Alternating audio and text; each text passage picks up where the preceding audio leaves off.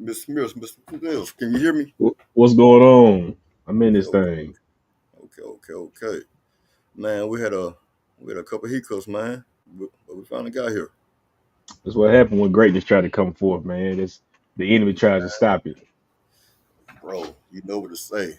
Before we even get started, I ain't never had internet issues until I started this. I'm Man, talking about. listen.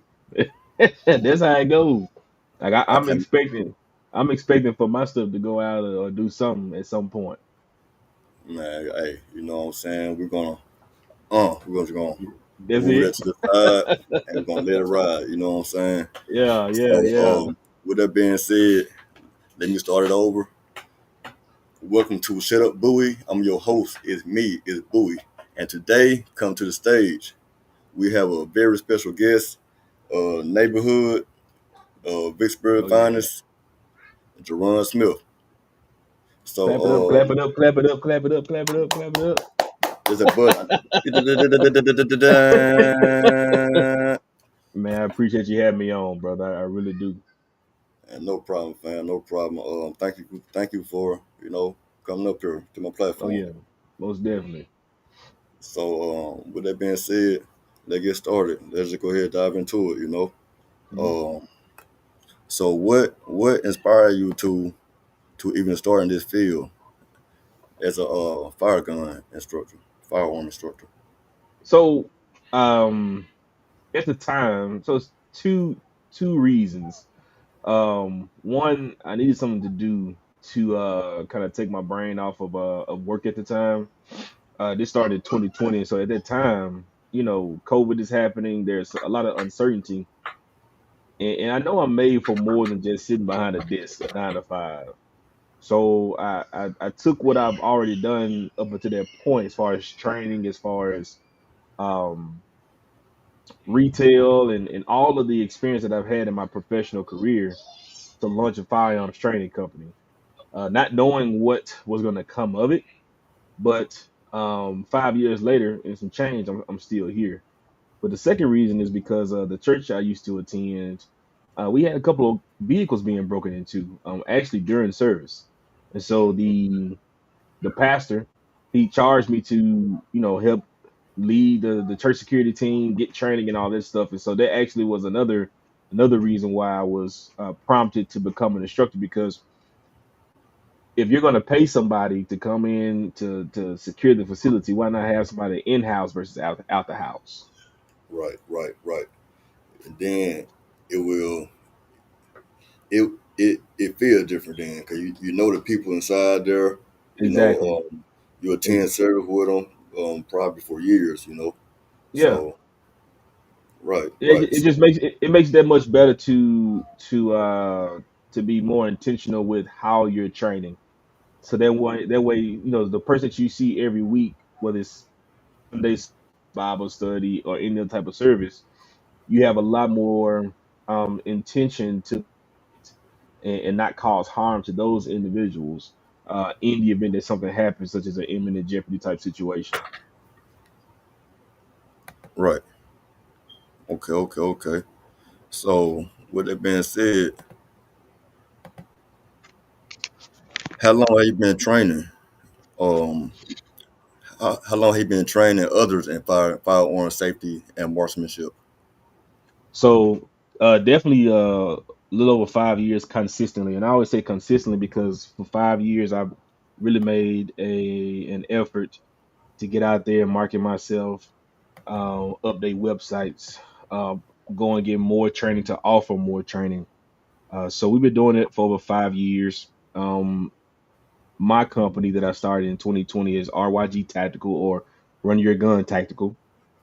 But I'm a part of an umbrella, which is Magnolia Total Defense. It's a few companies made up in the state of Mississippi where we provide specialized training for law enforcement, military personnel, and your more prepared citizens or civilians. And so in that company is, of course, my company, IntegraCore LLC, which is head up by Marlon Huddleston out of Hattiesburg. And we're vetting a couple other companies, just seeing how engaged they are, how much they actually want to be a part of what we're doing before we start to publicize, that they're a part of us. Gotcha.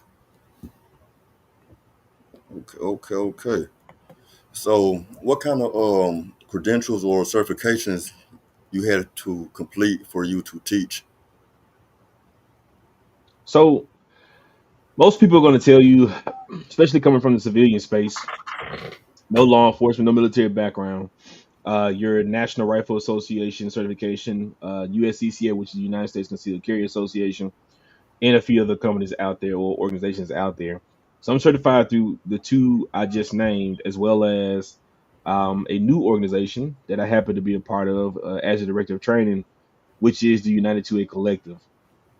And I actually helped to establish the curriculum for one of our programs within that organization.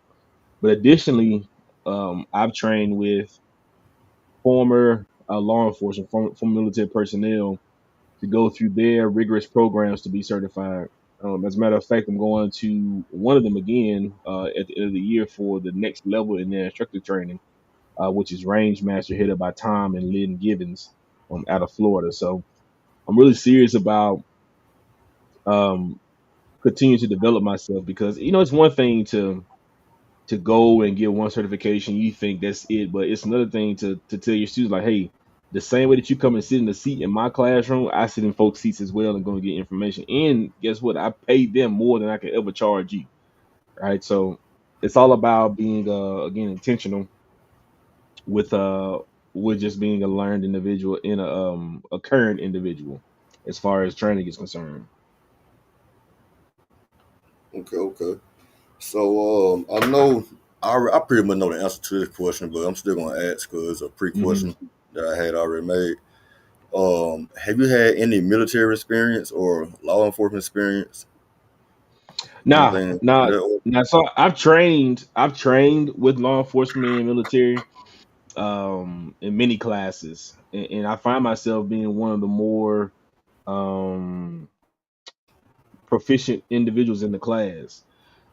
And it's not a knock against law enforcement or military. So the reality is the military, unless you're a military police officer, you don't carry a pistol, they carry rifles.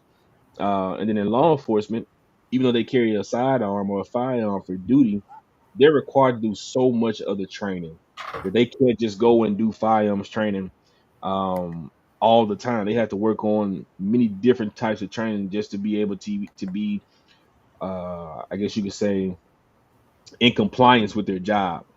And so when we're talking about law enforcement, military personnel, and them being able to be proficient shooters, a lot of it is them going out on their own, paying for training that the department is not paying for, or being reimbursed X amount of dollars for training.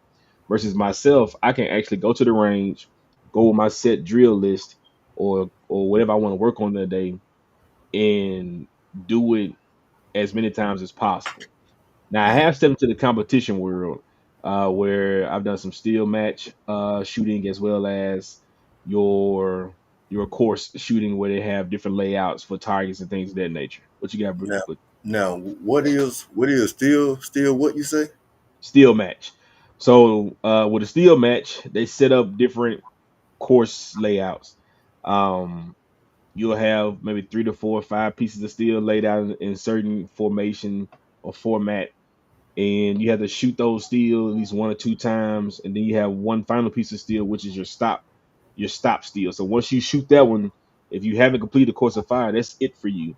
So you may receive a deduction in points if because you didn't shoot those other pieces of steel, or if you shoot all those pieces of steel and you shoot that last one, then they're gonna, if you miss something, you at that point you can't go back.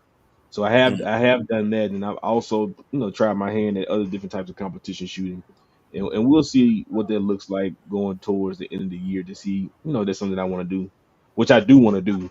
I just got to find a time to do it. okay, okay. So with that being said, is it anybody in the marksman competition era or field slash game that you look up to or you model your craft after? So not necessarily. There are some guys that I know that do competition shooting. They're really good. We haven't had the conversations to be able to step into that realm. If you picking up what I'm putting down, like I haven't watched them enough to Want me be to able say to it? say, yeah, go ahead. I say it. I say it. Oh, What is well, it? I ain't gonna say it. I ain't gonna say it.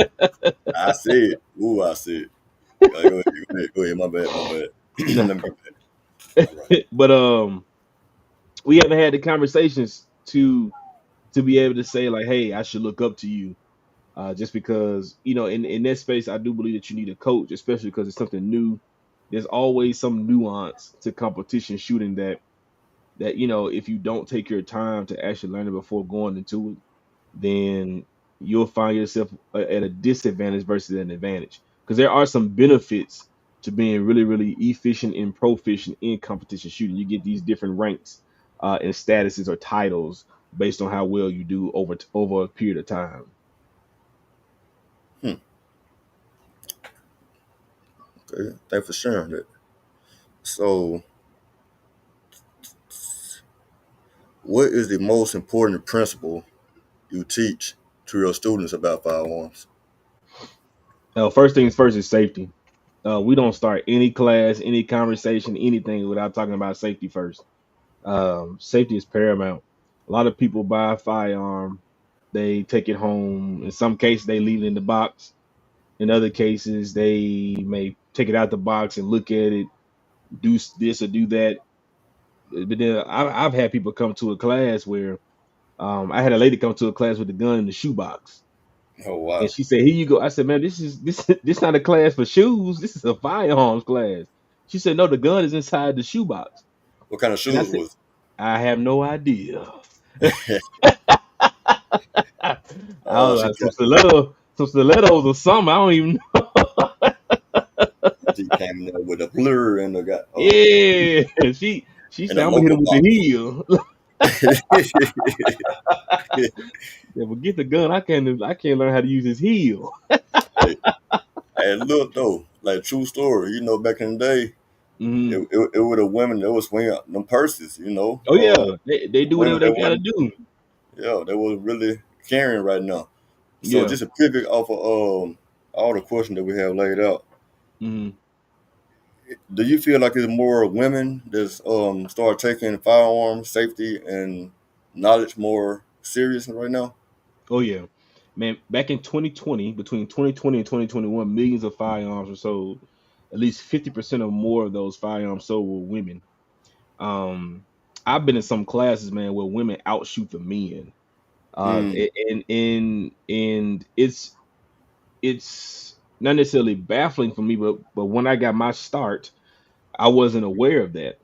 But I know some dynamic women, man, that can outshoot men right now. Like if there was an all-star team of men versus women, if those two or three women that I know for sure, maybe four or five women were on a team, they don't give the men a run for their money. Because funny enough, women listen better than men. So mm. when you tell them something, they You take sure it. you want to say that? You sure you want to say that Man, online, brother? listen. I'm trying to get more people in the classroom, brother. Women listen better than men, Say it again and say it louder. Then but they y'all. do. My student ratio. I had a lady come just last weekend, and before she came, she asked a series of questions to vet me, which was amazing because I want you to trust that what you're getting yourself into, especially when you're investing your dollars, that you're gonna get out of it what you desire. And she asked me, she said, "What's your ratio? Like, how who do you teach more?" And I said, "Women. More women come and take firearms classes than any other person, right?" So, and it's it's rewarding for me because it gives me an opportunity to start the journey the right way. You have enough people out here that are teaching them manipulate women and manipulate their students. And so when people come to me, I always say, "Hey, you're assigned to me. You could have gone to anybody. But because you came here, you're assigned to me, and it's my job and my duty to be able to provide you the best experience possible. But I can't do that unless you talk about safety first. Safety Mm. has to be the first conversation because I got to make sure that you understand the severity of you being a responsible firearms owner. It can't happen without safety first. Y'all heard it. Safety. Do not put your gun in a shoebox. Please, though.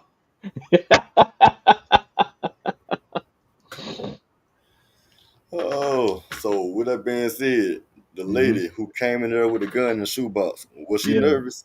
Like, was she? I don't think she was nervous. She was I just think that she was an older lady, so she grew up in a different time. That's what they probably did, once upon a time.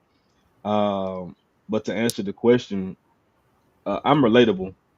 Like I said, I don't come in like a drill sergeant or um, a SWAT team member or any person that's high adrenaline when it comes to the type of classes that I teach. I definitely come in and I'm relatable. We figure out first things first. Why are you here? That's the first thing I want to know. The second thing is, what do you hope to do with the firearm in the short term and the long term? And the third thing is, tell me what are you have you ever been in a situation where you thought you needed a firearm? And so when it comes down to it, once those three questions are answered, now I can formulate a game plan for that particular student. Just to ensure I check off those boxes, I definitely try to do the best I can to achieve what they're there for, right? Through my teaching as well as live fire application, but also providing more information once the class is over with, as well as a lifeline. I always tell people, if I don't hear from you, it's your fault, not mine, because you have my information. So the number that's available to for my company, you can call that number or even text that number. And more times than none, I'm gonna hit you right back because me being a computer guy, my phones are always near me. right. 24/7 access. I ain't saying 24/7. 24 Like 8. Big Red said, my hours are from 9 to 5. Man, Big Red was nasty. Ooh, Big Red was nasty. Big Red went to the firm. If you need anything. Man, he's like, yeah, Mabella, if you need anything, like you just killed her husband, you talking about if she need anything, come on, dog, don't do that. Man, Red was Don't woof. operate like that. I I might hope have me to and watch the Red got the five same heartbeats after hours. this. Man, listen. And oh man, Poe Duck. God dog. Who broke your heart like this? Man, oh man, classic movie, classic. Man, They listen. don't make movies like that no more, man. Man, I would tell somebody else about that. I would telling someone about they don't make shows like they used to no more. Nah, There man, won't they be don't no have more meaning. Martins, no more Yeah, Fresh Prince, you know what I'm saying, Wayans Brothers. yeah, Like that era is gone. yeah, man. When you could turn on the TV, because the new kids don't realize that when the show was on, the show was on. Wasn't no pause in it. Wasn't no rewinding it or trying to You can't fast skip the forward through the commercial show. back then. Like they can Man, skip the ads, you know what I'm saying? now you can pay. Now you can pay to skip the ads. Man, So yeah, these kids these days spoiled. They don't get it. I thought we was spoiled, but no. But yeah, man, they got it. Woo. They got it honest. They want to go outside and play. No, man. Like where I live now, it's like you'll see some kids out. Like during the summertime, you know how it used to be when we grew up. During the summertime, man, shoots at 8 o'clock in the morning. We was up like we had to go to a job. And it was a job. We was outside from the top of the hill down to the bottom. Look, it was a job. I can go his backyard. Let me stand up so he pop. Yep. Where you? Yep. But I can go in bro backyard, and I finna drop a triple double on everybody. Yeah. Everybody can get it. We playing 21. It can Yeah, be what it man. was, eight skunk or whatever. I'm trying to do it. Yeah, dog. It was on Yeah, my man. mind. And then you got time at one person's house. You just take your break. You walk to the next person's house, catch your wind, and you meet up with the next group, and you do it all over again. Come on, man. Where everybody at? Where the bike sit? Everybody Yeah. bike just laying up. You know what I'm saying? And you ain't have to worry about nobody coming to snatch you up, coming to get you, because everybody had each other's back. Yes, indeed. These days, everybody want me slime. Yeah. Hey. My bad, YNs. My bad. Look, Look, I tell I'm you, at to interview a couple of y'all. I don't want y'all to, hey, my bad. You feel me? I Come in promise you, peace. I definitely don't want no smoke. Man, no, I'm just look, how y'all trolling, scared man. him, man? He the gun man. Hey, man, I'm a dangerous man. I'm a man that doesn't mind being alone. So y'all might want to leave me alone. I sit in solitary confinement if I need to. I don't want no smoke. You know what I'm saying? I might edit it out. Like if you ain't catch that live, you might not even see that. I ain't gonna lie to you. You know what I'm saying? I'm gonna have to scroll down because I don't want no smoke from the YN. Okay, y'all gotta. Whew. Yeah, bro. I feel you on that one, man. All right, next question, big dog. So, with that being said, what's the biggest misconception people have about firearm training? The biggest thing that I've gathered during my time is probably two things. First thing is one class is enough. Even as a firearm instructor, and I know plenty of people. I know quote unquote world renowned instructors who still go and sit in other people's classes and learn something. Um, you drive a vehicle every day. You know, Mm, I'm not saying go and train every day, but you need to have some idea of what a training regimen looks like. You know, whether it's twice a month, once a month, even once a month is good if you have a really good plan when you go to the range. But to go and take one class and believe that one class is good enough to prepare you for an imminent event, I think you're doing yourself a disservice, and not just yourself, but any person around you. The second thing is that you don't need the firearm. Um, you have a right to have a firearm. You have a right to have a firearm, and so even if you need it or don't need it, you should definitely go into a class or even a few classes just to be acclimated with it. I had a student this past weekend, and he told me, he says, "Jerron, I have friends that go shooting, and I want to be able to be comfortable and confident in my ability to see a firearm, if it's and to know that it's loaded or not, how to handle it, because they're not going to teach me the way that I need to be taught in order to understand what to do or what not to do." And he invested in a class, and from the first shot fired to the last one, you can see how it was clicking for him, how he was able to take the information that I was providing to him, implement the information, and retain it. So, it's and he so and to add to that, he grew up not around firearms. He lived in a northern state where they didn't have people who where somebody just had a rifle in their truck or a pistol in their glove compartment.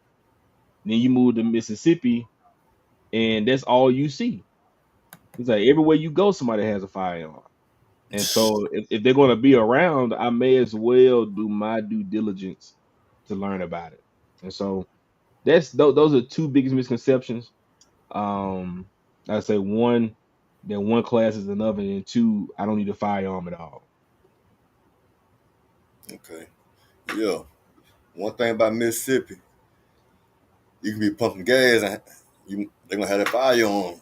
Man, You I know. know people that had two or three guns at the time in the vehicle, especially when they stop and pump gas, and got a whole plan to get access to each one of them.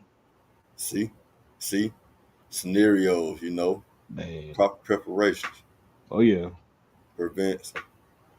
You know, there you go. but they go on to the next question, brother. You already answered this in a prior statement. I'm gonna recap it. Okay, The golden rule will be safety. yeah. You know. Top notch safety is especially but to add to that, finding someone that actually knows what they're talking about, and when they're talking about Mm, safety, you have let's some stop people right who there. regurgitate. Whoa. Let's Oh, stop let right it there. cook. Let's stop right there. No, I was a little nervous at first when I started podcast. I done got in my Uh-huh. now. You in your mode now.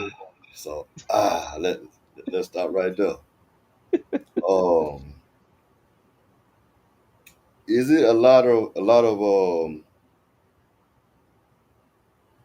almost nautical people that had the same title that could be leading people the wrong way in your field? Oh yeah, most definitely.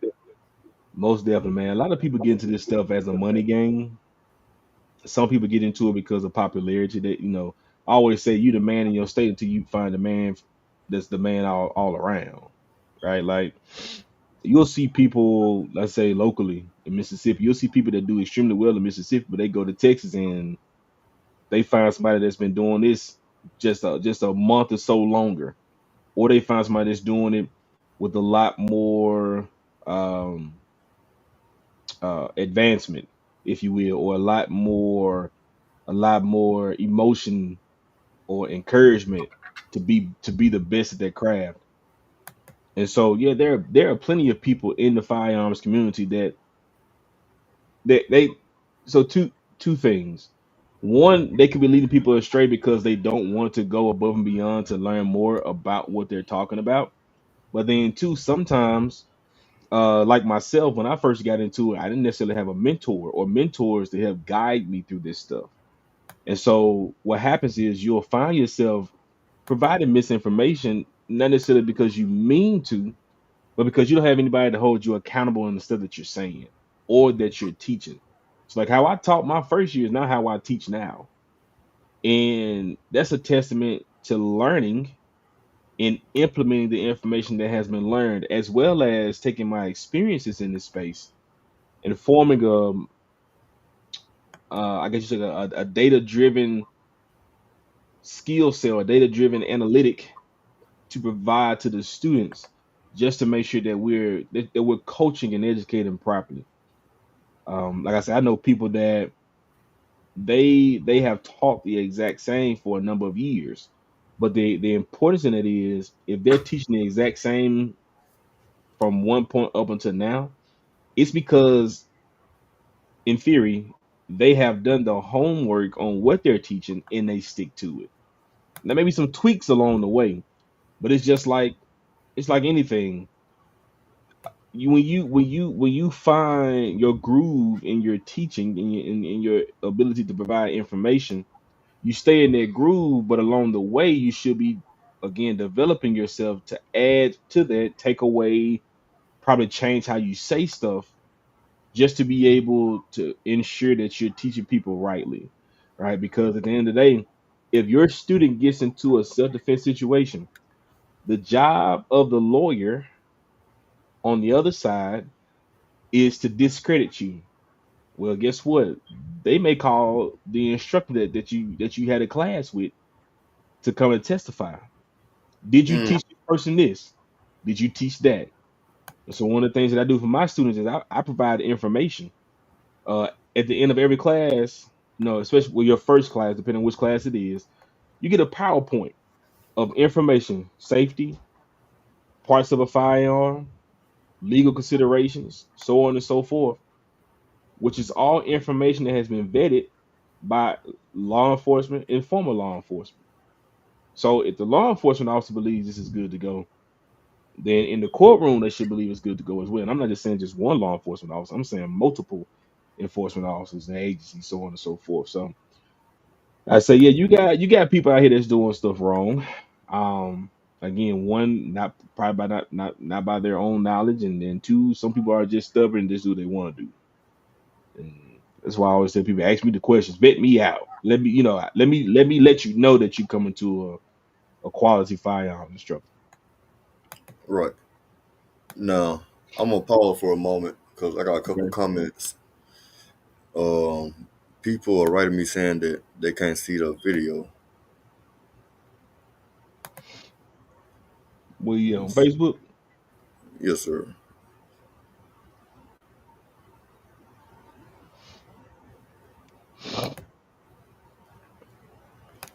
I mean, it's still been getting recorded on this side anyway, but I Thought we see was it on my good. side. You see it on your side. Okay, Yeah. okay, okay, okay. One moment. One moment.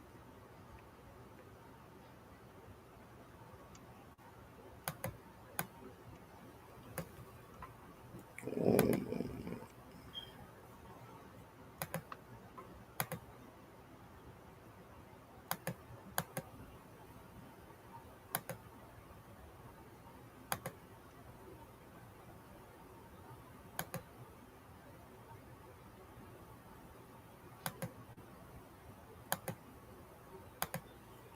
all right, we should be good. If not, we'll figure it out. Yeah. I say it look good to me. I can see it on my screen over here. Yeah, mine too. But I'm a man of people. Just had a double check, Hey man, do what quality you gotta do, control. baby. I wear a Yeah. couple different hats. I feel that. I'm the host. I'm the production. Yeah. The I'm the yeah, man. All that right now. But there's a lot back in. With that being said, how do you address irresponsible gun culture and unsafe behavior? So one of the things I do is basically I do this, right? I just ultimately come on the scene and set the record straight. If prompted to. But the biggest thing for me is making sure I do things the right way. When I see stuff, we like I say, I'll speak for me, but my team of people, we definitely check it. And a lot of times it's not us having to go online and write a post or anything like that. It's just making sure that what we're doing in our classes is the right stuff. So that way, if you do have a bad experience, or if you do see somebody out there that's doing something silly, and you come to one of my classes and you realize like, oh, this is what I've seen at all. This is what I haven't expected this, or I haven't experienced this. Well, I now have a foundation of what right looks like. Um, but additionally, my classes usually I have help in those classes, and so let's just say I have a class of 10. Well, if I have three people out there working with me, then we're able to even split up that class into five. We'll do five people on the line, and then we'll rotate them out.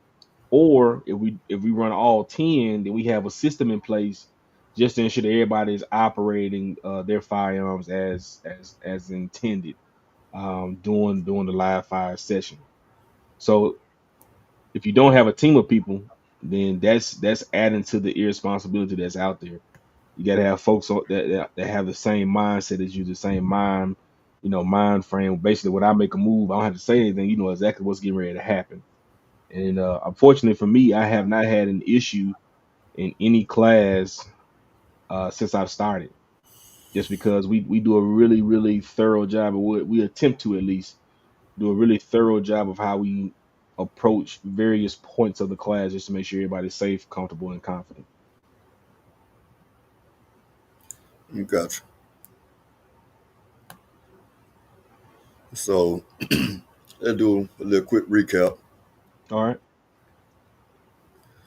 At the beginning, you said you became a firearm instructor because you feel like it was a calling because the church you attended was getting vandalized while y'all Yeah. was attending church, correct? Yeah. Yeah. That's one of the reasons. Yeah. Most definitely. Okay, okay, okay. You know, I'm gonna hold on to that feel good.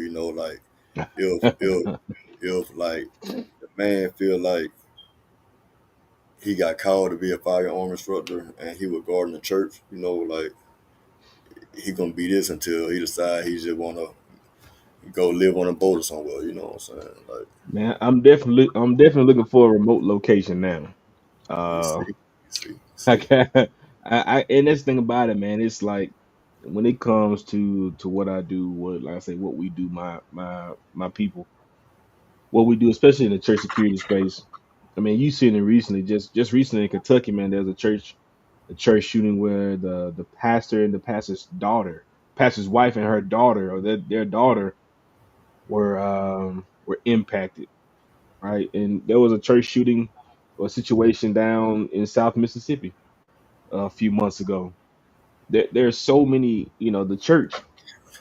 Now, The the church one is in South oh, Mississippi, I'm gonna cut you uh, off, bro. The one in yeah. South Mississippi, I wasn't aware of that one. Yeah, so the head, I believe it was around Easter, and it was an Easter egg hunt or Easter something, or maybe like a family friends day. It was something where the crowd of people were outside, and there was a domestic situation, and the head of the church security team, I learned that he sacrificed his life to shield some of the children from a gunfire. Yep, it was a young man, 20 some years of age that was out there acting silly, and the individual he sacrificed his life. The head of the church security sacrificed his life to shield some children from gunfire. So yeah, these Hmm. things are happening. These things are happening. Was it I'm doing a little research while you're talking about it. Hmm. It looked like his name was Eddie Shed. I believe so. Excuse me. Excuse me. Friendship Church. What's the name of the church? You said Friendship Church? I don't. I can't remember. I'm probably Okay. confusing a couple Name of the different church churches. is Empowerment Yeah, Mistress. What? Yeah. they got to be it. Let me Let's see. see. Goodport. Yep. Okay. Okay. Okay. Yeah. Trying to find my. Matter of fact, let's see. Can Yeah, it was Empowerment Ministries. Um, that was the church. Oh Lord, I see a mistress. Where my mind at? Let's see. Hey, bro. Hey.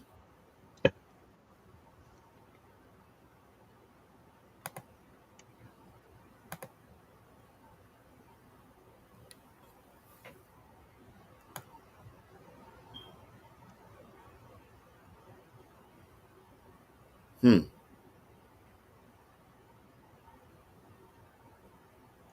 Can you see that on your screen? No, I don't see anything. I see the blue background. Okay. Okay. Well, I was trying to share the screen for. I guess it didn't work. Oh, never mind. Here we Some go. yeah, there we go. Here Yeah, we that's go. it.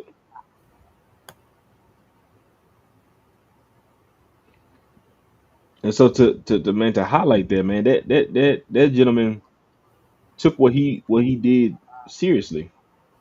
And let's just be honest, when it comes to church security, when you are a member of the church, you're volunteering your time in that capacity. Some churches are hiring actual law enforcement when they're off duty. They'll come in and they'll sit in the parking lot, or they'll attend the church or whatever. Right? They utilize their police powers as a method of deterrence, as a method of preventing the bad guy or bad woman from causing harm on that particular church campus. But more times than none, these parishioners are volunteering their time, and this individual took what he did serious. As the head of the church security team, he sacrificed his life. I don't know many people that can do that, you know. No. No. But the thing about it is, when you operate in that capacity, that's actually what you're doing. Every time you carry a firearm, you are accepting the potential opportunity for your life to end, and I believe it comes with it. In my opinion, carrying a firearm comes with it, just because, and depending on how you carry it, into it, also depending on what capacity that you operate in when you're carrying it. Church security, yeah, I think you putting your life on the line every Sunday, every Wednesday, every Bible study day, every whatever the case is. You as a civilian though, But hold on. go Let's ahead. stop right there. Let's stop right there. Hmm. They don't even sound right. What's that? for a church to have security. I know Like, it's tough, ain't it? That's wow, tough. That's wow. tough. That's where we at. But here's the reality: some churches have been operating with church security teams forever, forever. I remember as a kid, the minister of music um said that he visited a church and the deacons had guns. And as a kid, I'm like, Mm, why would the deacons have guns in the church? But then you get older and you realize that the respect for the church house is diminished. People don't respect the doors, the foyer of the church, the actual sanctuary of the church. People do not respect the building anymore. And so, but more times than none, most of the time, when you have a situation in the church, it's domestic. It's between a man and a woman, or two people for one reason or another, which is why most of your crimes happen. Most of these situations happen in the church. But to your point, yeah, it's not. It don't sound right that you got to have security at the church. it don't. You know, not to get too deep. It don't matter what kind of church it is. You Hmm. know, what kind of house of worship it is. Like, Right. it shouldn't be no type of need, or it shouldn't be no type of warning or threat, danger. It should be no type of none of that. And we are seeing too much of that today. Like, for there to be a field open in Yeah. church security holding firearms. But yeah, man, let me get back on the mission. Hold on, lost you for a minute. Hold on.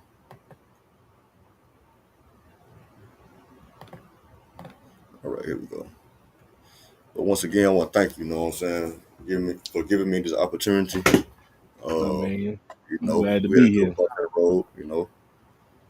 But we're gonna get it right.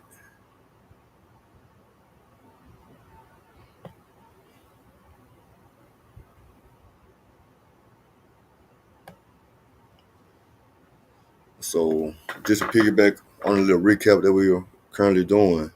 Hmm. What were the hardest excuse me? What were the hardest cert that you had to get for that training? Was it anything that you had to retake, or anything that gave you a Nah, challenge? so the hardest certification was with Range Master. Range Master again was is owned and operated by Tom and Lynn Gibbons. Tom is a retired sheriff from the Shelby. I want to say he's retired sheriff from Shelby County, in Tennessee. Been teaching forever in the day since the 70s. Tom has a 3-part program, which is a basic pistol instructor. Then you have advanced, and then you have master. His basic pistol instructor certification is 3 days, and it's full of information. Where my book at? Let me find this book. And he Let's said his see. name is Tom Yeah, Tom Givens. Man, in this class, you get Range this. Master. Yeah, you get this big pamphlet right here. Let me turn this blur off so you can see. Uh, camera. Here we go. You get this big pamphlet right here. In this pamphlet, or in this manual rather, there are how many pages in this thing? Over 200 pages. 200 pages of information that you go through in 3 days. Um, that was the hardest one because of what it took to receive it. That one means a lot more, in my opinion, because you actually have to work for it. So day one is all classroom. Toward the end of the day, you go to the range and start learning what you're supposed to do on the range.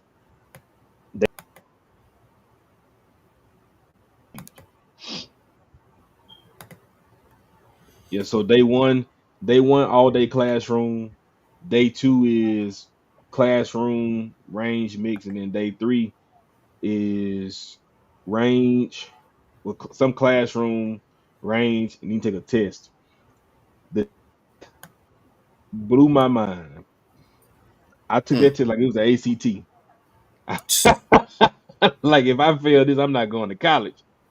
Man, Um, listen.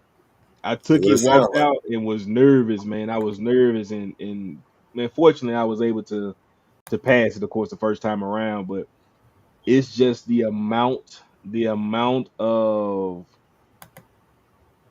intensity that comes along with it. One person was in there, he struggled. Yeah, he struggled, and I'm not sure if he actually went back or not. Hey everybody, Scott Jadlinski, Modern Samurai Project out here.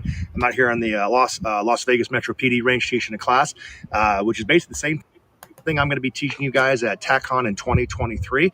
It's a 4-hour block, so I'm going to try and do my best to get the basics, the foundations. Yeah, I really try to have it mute, man. My apologies. No, you good, bro. But that so I'm also taking his class too. The gentleman that you just highlighted right there. Mm-hmm.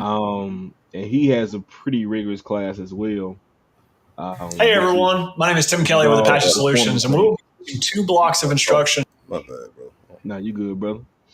But yeah, man. Hey But like I everybody, said, that was probably the toughest one. Scott Jadlinski. Scott, you gotta be quiet, Scott. Tell Scott be quiet, man. Tell Scott to Man, shut up. On Bowie, shut up. Shut up, Bowie. look, Oh boy, you man. crazy, man. But yeah, man. But there are others that I want to take. That are definitely going to be along the same lines as far as intensity is concerned, as far as the coursework and the education is concerned. Just because, man, I want to be the best at what I do.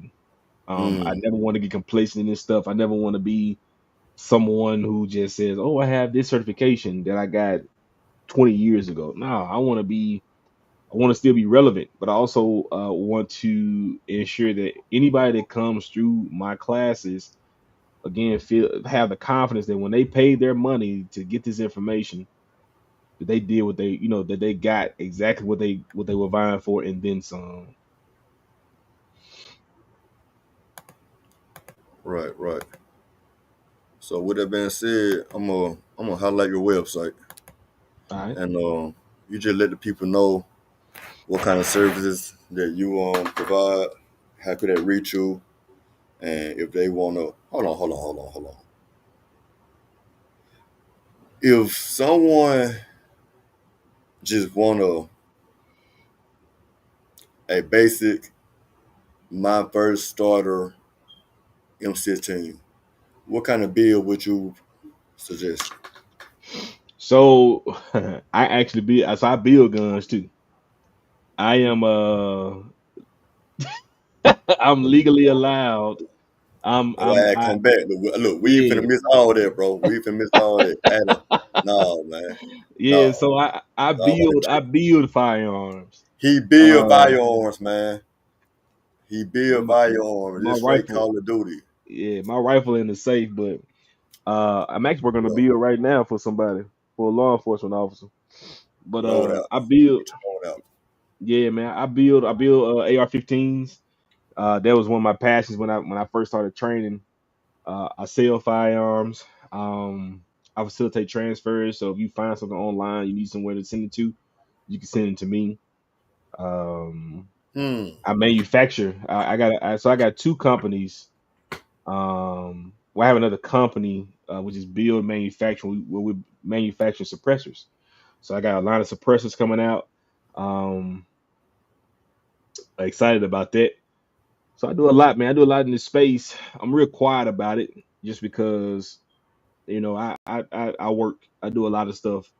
So as far as income is concerned, you know, I'm good on that front for right now, right? Because it could be a different story tomorrow. But we do I do a What he lot in the trying to say cryo space. is, hold on, I got you, I got you. Go ahead, go ahead, go ahead. In fact, I'm finna mute him so you won't say nothing else. What he trying to say is, if y'all need a gun and get, you need a load out, it won't be cheap. You know what I'm saying? Do great work. You know what I'm saying? And shop with your people. You feel me?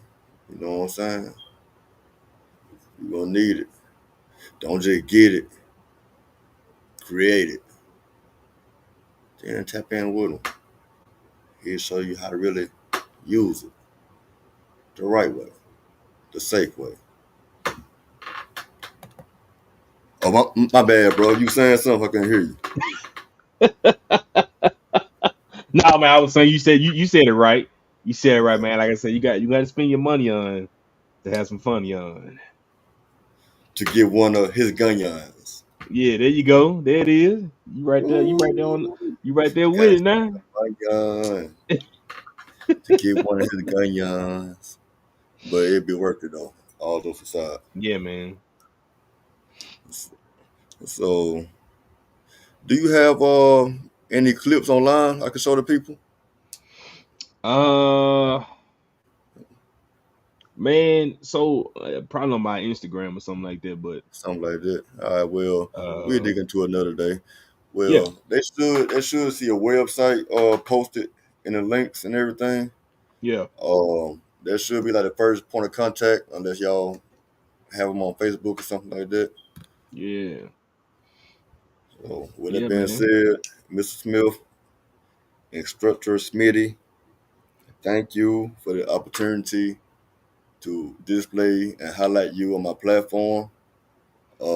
Like I say, we had a couple bumps in the road, but we're gonna get greater and better every step of the way. And so much so, I'm gonna have to get you to double back. Oh Want to get yeah, everything the way most it definitely. should. Matter of fact, I gotta do some research, man, because it's a way that we really can, show and display some stuff. But we'll figure it out. Oh yeah, man. I appreciate you asking me to be on here and giving me the opportunity to share what I do with the people, and hopefully somebody listens and they're able to hop on board. So another debate before we go. This is a personal question that one me and my me and my partner were having Okay, about the bullets. Do you buy very expensive bullets or do you make your own? man.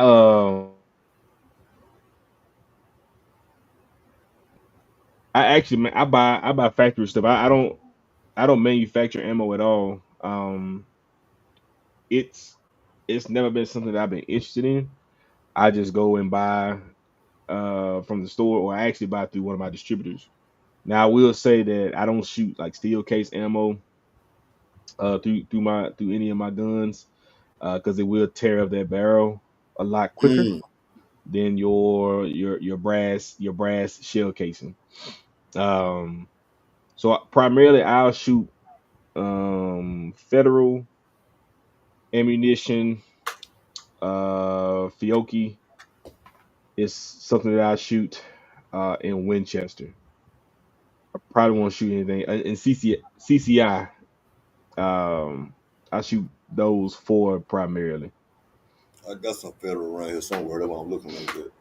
Yeah, yeah, I shoot, and it's my rule of thumb is if law enforcement has access to it and shoot it, then it should be good for civilians to shoot as well. Because law enforcement is going to go through an extensive vetting process to be able to say, okay, we're going to use this ammo for one reason or another. Okay, okay. Yeah, man, that's just a little quick jab I had to throw around before I let you go. Okay, But yeah, brother. once again, man, I thank you, man, for coming to the platform and giving me an Oh yeah, opportunity and everything. And part two, whenever it be, it's gonna be a whole lot better. You feel me? oh yeah, But bro. I'm excited about it. Man, I'm excited, fam. You feel me? Like, hey, if y'all ain't catch the beginning, you would never see it. So don't even worry about it. You feel me? Like, I was all nervous and stuff and shaky. You feel me? But Man, this hey, is what you do, man. This all you gotta do is be yourself, I know, man. and You feel me? the rest fall into it. Think about it like this, man. You have conversations all the time while being filmed, all the time. A camera is always on you if you outside your house, but even then, the camera on you inside your house too. You got probably cameras inside the house, computer cameras, all this stuff. But all you doing is having a conversation. Right. But yeah, bro, I'm excited. Like I said, I'm excited for you, man. I look forward to watching more of the interviews that you're gonna have coming out. Um, tapping in and supporting you on that side too. Oh yeah, man. You know what I'm saying? Man, I need a sponsorship, man. Send me a T-shirt to put in the background or something. I got you. I got you. We'll take care of that. Okay, for sure, brother. Yeah, we'll take care of that. That's easy. Okay. And once again, thank you, neighborhood. You know what I'm saying? Yeah. And thank you everybody. Thank you to everybody who was tuning in to Shut Up Buie. And until then, y'all shut up.